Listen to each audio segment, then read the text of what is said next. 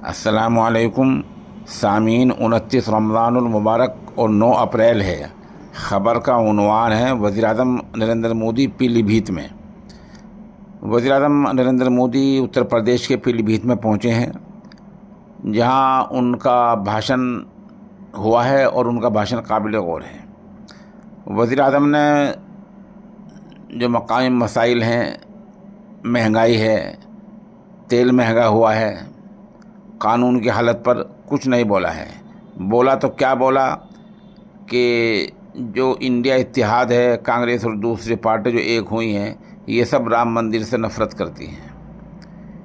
یہ رام مندر سے پہلے بھی نفرت کرتی تھی اور یہ پارٹیاں آج بھی رام مندر سے نفرت کرتی ہیں۔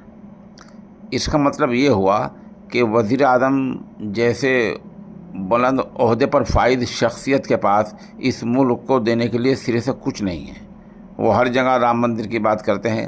آپ اندازہ لگا سکتے ہیں کہ اس طرح کے الفاظ بول کر ایک بڑے طبقے کو لبھانا ہے، ووٹروں کو اپنی طرف کھینچنا ہے۔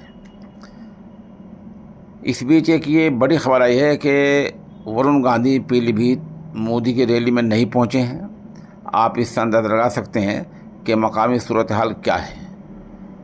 وزیر اعظم جہاں بھی جا رہے ہیں پیلی بھیت کی طرح وہاں رام مندر کی اور اسی نوعیت کی باتیں کر رہے ہیں۔